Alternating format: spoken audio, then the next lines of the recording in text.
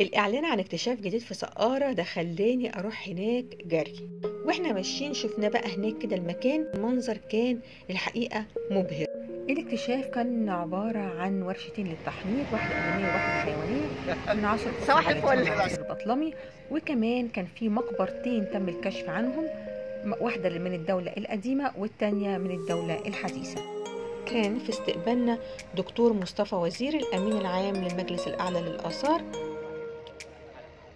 ازيك يا دكتوره؟ عامل ايه يا دكتوره؟ الله يبارك فيك، الحمد لله تمام. صباح الخير يا دكتور، ازي باشا حضرتك؟ الحمد لله على السلامه.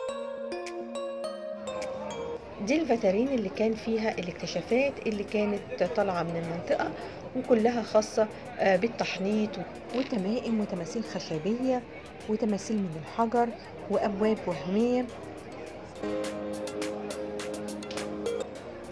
ده بقى المكان اللي لقوا فيه ورشة التحنيط الآدمية. ده سرير التحنيط، ودي أواني كانوبية اللي بيحطوا فيها أحشاء المتوفي، والمادة السوداء اللي هناك دي الراتنج اللي كانوا بيستخدموها برضو في التحنيط. تعالوا بقى معايا هوريكم منظر فعلا مش هتنسوه. واحنا طالعين على السلم بقى خلينا اقول لكم ان اهميه الاكتشافات دي وجود مواد التحنيط داخل الاواني اللي تم اكتشافها، ودي من خلال تحليلها نقدر نعرف معلومات اكتر عن التحنيط، ونعرف كمان المواد دي جايه منين.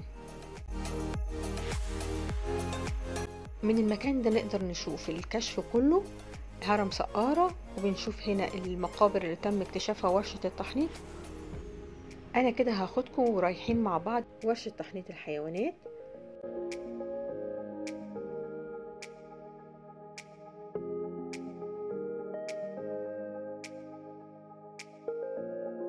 هنلاقي مع بعض سراير في الارض اهي، دي السراير، دي مجموعة من الاواني اللي اتلقت في المكان نفسه.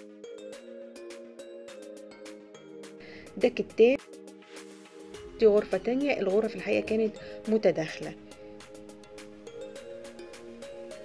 دي مجموعة من الأواني اللي طلعت من الموقع. المكان بقى الزحمة ده أنا رجعت تاني علشان خاطر تجيلي بقى فرصة وادخل مقبرة نحتشبسوت. ومن خلال ألقاب الموجودة على المقبرة عرفنا إن هو كان راجل مهم، فكان بيحمل ألقاب كبير الكهنة وكاهن نحورس وماعط والمسؤول عن شق الترع والقنوات، وكان كمان مدير الكتبة.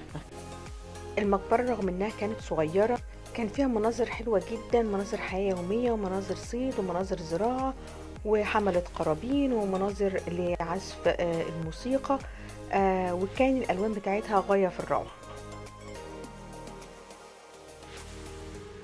اليوم خلص، وفعلا يوم مش هيتنسي أبدا من كتر جمال الاكتشافات وأهميتها.